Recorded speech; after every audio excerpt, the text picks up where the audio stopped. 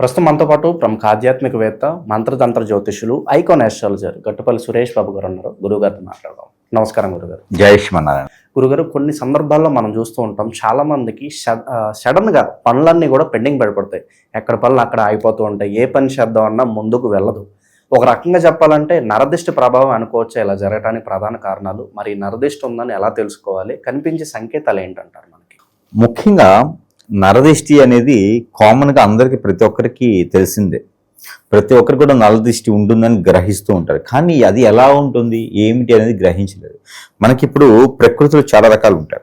గాలి మనకు కనపడదు, నీరు మనకు కనిపిస్తుంది, అగ్ని మనకు కనిపిస్తూ ఉంటుంది, కానీ గాలి మాత్రం మనకు కనపడదు. అలానే నరదిష్టి కూడా ఎలా పెడతారో చూడండి, ఎలా పెడతారో చూద్దాం అనుకుంటే అవ్వదు. అది మన మనసు ఒకటి ఉంటుంది. అది మనము ఎలా అయితే మాట్లాడుతామో అదే విధంగా ఉంటుంది. ఇప్పుడు నేను మాట్లాడిందల్లా నిజము అని కాదు, అబద్ధం అని కాదు, అది మన మనసుకు తెలుస్తూ ఉంటుంది ఏమిటి అనేది. అదేవిధంగా నరదిష్టి అనేది ఎదుటివారు పెట్టింది మనసు లోపల పెట్టినా, మనసు బయట పెట్టినా కూడా ఎదుటి వారికి దృష్టికి తెలుస్తూ ఉంటుంది. అది మన పనులు ఆగిపోవడానికి సంకేతం. అదిగానే ఆపోజిట్ సైన్ అంటారు. ఆపోజిట్ సైన్ అంటే సూర్యుడు చంద్రుడు ఒకేసారి రారు. ప్లస్ ప్లస్ ఒకటేసారి అతుక్కో, మైనస్ మైనస్ అతుక్కో. ఆపోజిట్ సైన్ అంటే దానికి ఏముందంటే కనుక మీ నక్షత్రానికి నా నక్షత్రం సరిపడగా కంపాటబిలిటీ లేదనుకోండి, నా నుంచి మీకు నరదిష్టి ఖచ్చితంగా ఉంటుంది ఇంట్లో. అందుకోసమే భార్యాభర్తలు కంపాటబిలిటీ లేకపోతే ఎక్కువ రోజులు జీవితం గడపలేరు వాళ్ళు. ఈ రోజుల్లో అయితే కంపాటబిలిటీ ఉన్నా గడపట్లేదు అనుకుంటా, అది వేరే విషయం. ఎవరికి వాళ్ళకి అన్ని రకాలుగా శక్తులు ఎక్కువైపోయినాయి, కోరికలు ఎక్కువైపోయినాయి. మనుషులకి విపరీతం కోరికల వల్ల భార్యాభర్తలు విడిపోతూ ఉంటారు. అయితే నరదిష్టి ప్రభావం కూడా భార్యాభర్తలు విడిపోవడానికి కారణాలు అవే ఉంటాయి. ఎవరైనా బాగా డబ్బులు ఉండేసి ఫార్చ్యూన్ కార్లు కనిపించారనుకోండి, వీళ్ళు కనపడరు, ఇక్కడ వాళ్ళు అక్కడే కనిపిస్తూ ఉంటారు. అలానే ఈ నరదిష్టి ప్రభావం అనేది ఏంటంటే మనసు, మైండ్ నిగ్రహం లేకపోవడం వలన వస్తాయి. మనం చేసేటువంటి పనులు ఎదుటి వారికి చెప్పడం ద్వారా, ఎక్స్ప్లెయిన్ చేయడం ద్వారా, ముందుగానే వివరించడం ద్వారా, మన గొప్పతనం ముందుగానే చెప్పుకోవడం ద్వారా ఆ నరదిష్టి ప్రభావం ఎక్కువగా ఉంటుంది. అందరూ ఒకేలా ఉంటారు కదా.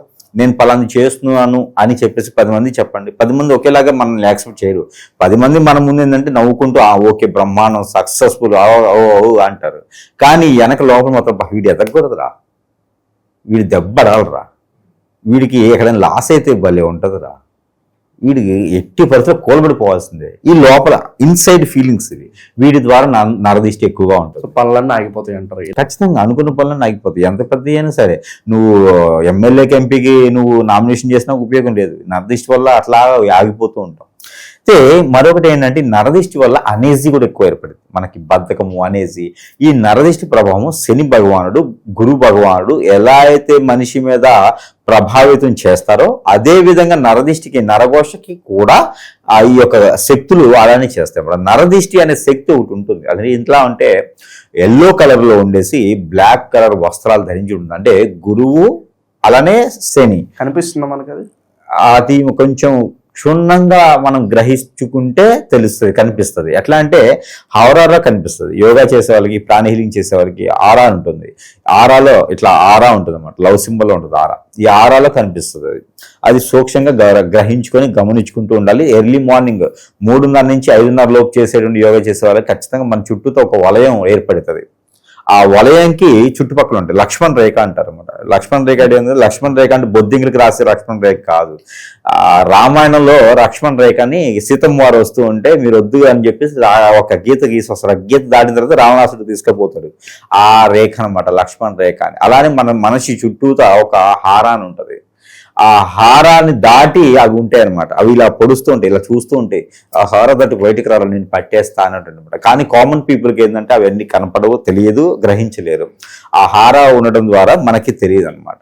సూక్ష్మంగా ఉంటుంది అది. కాబట్టి ఆ ఒక నెగిటివ్, చెడు శక్తులు అనేది గాలిలో ఉంటా ఉంటాయి. ఆ గాల్లో ఏంటంటే మనం మాట్లాడగానే, ఇప్పుడు మేము మీ పేరు ఉచ్చారణ చేశాం అనుకోండి, మీ చుట్టూతో ఉండేవి ఏం చేస్తాయంటే పిలిచారు.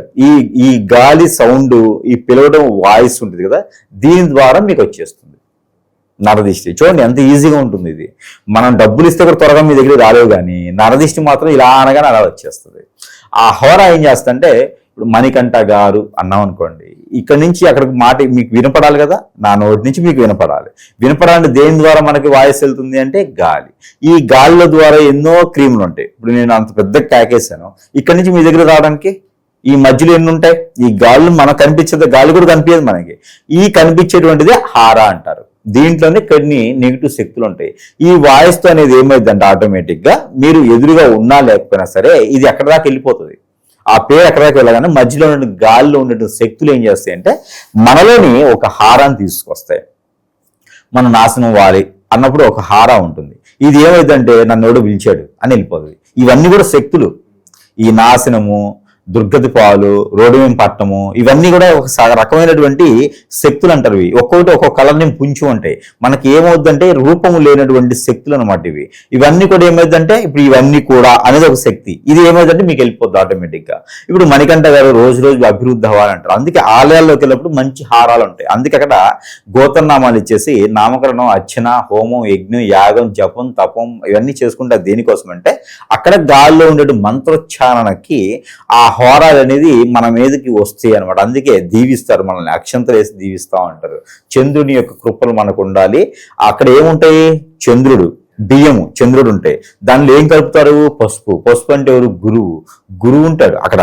ఎల్లోగా మనకి ఇవన్నీ ఉంటాయి. చంద్రుడు ఉంటాడు, గురువు ఉంటాడు. వీటి యొక్క కృపకటాక్షం మన మీద ఉండాలి అని చెప్పేసి అని అవన్నీ వేస్తారు. పువ్వులు శుక్రుడితో సమానం, పువ్వులు వేస్తూ ఉంటారు. అందుకనే దీవించేదానికి కూడా నవగ్రహాల అనుగ్రహంతో దీవిస్తూ ఉంటారు. కాబట్టి ఎప్పుడైనా సరే ఆలయాలకు వెళ్ళడంతో మనకుండేటువంటి నెగిటివిటీ, నరదిష్టి, నరఘోష ఇవన్నీ కూడా ఏంటంటే కొంతమేర పటాపంచలేకపోతుంటాయి. సంకేతాలు ఏంటంటారు గురుగారు? మనకు సోకిందనే విధంగా తెలుసుకోవచ్చు అంటారు. ఒకే దగ్గర అలానే కూర్చుని పోవటము, అన్నం ఆకలి అవ్వకపోవటము, కోపం చిరాకులు ఎక్కువ రావటము, తినాలి అని అనిపించకపోవటము, ఎక్కడైనా పని అవ్వకపోవటము, మనలో మనకి తెలియని ఇరిటేషను, ఒంటరైపోవటము, ఇక టైట్గా నెగిటివ్ థాట్సే వచ్చేస్తాయి ఒక్కోళ్ళకి అయితే కనుక. విరక్తి, విక్రాంతి, కోపము, చిరాకు అన్ని రకాలుగా వారికి ఆరంభమవుతూ ఉంటాయి. సరైనటువంటి నిద్ర ఉండదు, నిద్రపోడు వాళ్ళు. నరదిష్టం నిద్రపోవడానికి ఉండదు, ఆకలి అవ్వదు. తర్వాత మనకి back pain, shoulder pain, stomach related సమస్యలతో ఉంటుంటారు. అనీజీ ఉంటుంటారు, హెల్త్ పరంగా కూడా అనీజీ ఉంటారు. అందరూ దూరం అవుతుంటారు. ఎవరితో మాట్లాడతారో వారందరూ దూరం అవుతూ ఉంటారు. ఇవన్నీ కూడా ఎక్కడ మొదలవుతాయి అంటే కనుక నరదిష్టి వల్లనే మొదలవుతాయి. ఇవి సంకేతాలు అనమాట. కూతురిని పలకరిస్తే కొడుతుంది, కొడుకుని పలకరిస్తే కూర్చోవా చూశారు కానీ నాళ్ళు అంటాడు. మనం పడలేం అవన్నీ. ఇవన్నీ కూడా నరదిష్టి ప్రభావం వల్లే వస్తాయి. ఎందుకంటే కొత్తగా ఇంటికి కోడలు వచ్చింది, పక్కన వాళ్ళందరూ వచ్చేసి అబ్బా మీ కోడలు చూడండి ఎంత అందంగా ఉందో, ఇంట్లో కూతురులా చూసుకుంటుంది ఆమె మిమ్మల్ని అనగానే అయిపోయింది. రెండో రోజు కూడా అయిపోద్ది. కావాలంటే ట్రై చేయమనండి. అందుకే ముఖ్యంగా ఈ నరదిష్టి రాకుండా ఉండడానికి చేయవలసినటువంటి పని ఉంది. మనకి సంబంధించినటువంటి ఏదైనా విషయాన్ని ఎదుటి వారికి వ్యక్తపరచడం చేయకూడదు. చాలా అంటే చాలా నెమ్మదిగా, జాగ్రత్తగా మన పని మనం చేసుకుంటూ నరదిష్టి రా. ఇవి ముఖ్యంగా చేసుకున్నాయి. ముఖ్యంగా భార్యాభర్తల మధ్య జరిగేటువంటి సంభాషణలు, గోడల మధ్య, 4 గోడల మధ్య జరిగే సంభాషణ బయటకు అనేది వెల్లడి కాకూడదు. అయిందా? ఖచ్చితంగా గొడవలు కూడా అయిందానే ఉంటాయి. అవి జాగ్రత్త తీసుకోవాల్సిన విషయాలు. కొత్త బట్టలు కొన్నాను కదా అని చెప్పి నలుగురు చూపించడం, కొత్త వాహనాలు కొన్నా కానీ నలుగురు చూపించడం లాంటివి చేయకూడదు. సీక్రెట్గా జాగ్రత్త చేసుకుంటూ వెళ్ళిపోవాలి. కాలం క్రమేణా చూశారు అంటే కొన్నారు అంతే, పెద్ద దృష్టి ఉండదు. ప్రత్యేకంగా చూపించాలంటే మన మీద ఈ రోజున కలిపురుషుడు ఏం చేస్తాడంటే మన మైండ్లో చేరి ఎదుటి వాళ్ళ యొక్క నాశనాన్ని కోరండి అని చెప్తాడు. కాబట్టి మనం ఎదుటి వారికి వ్యక్తం చేయకూడదు. సీక్రెట్గా జాగ్రత్తగా ఉంటేనే మన మీద పెద్దగా ప్రభావితం అయితే పడదు. ఇవి పాటించుకుంటూ ఉండాలి. ఇంకా కూడా నరదిష్టి ఉంటుంది, తప్పట్లేదు. మరి దీనికి అనీజీగా ఉంటున్నాను, ఏం చేయాలి దీనికంటే ఖచ్చితంగా గురువు దగ్గరికి వచ్చి సంప్రదించాల్సిందే. లేదు అంటే మన దగ్గర కొన్ని రకాల వస్తువులు ఉంటాయి.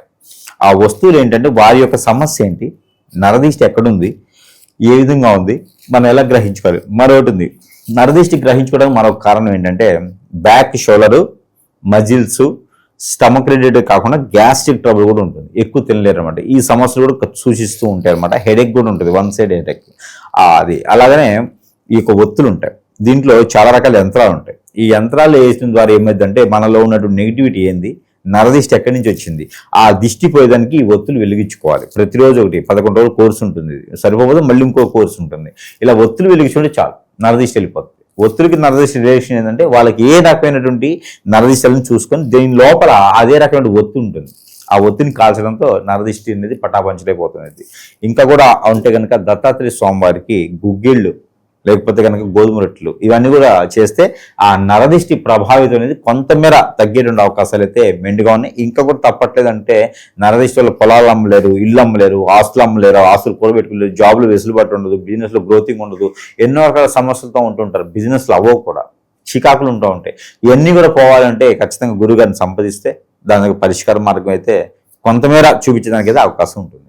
ఓవరాల్గా ఈ సమస్య గురించి మంచి విశ్లేషణ అందించారు. ధన్యవాదాలు.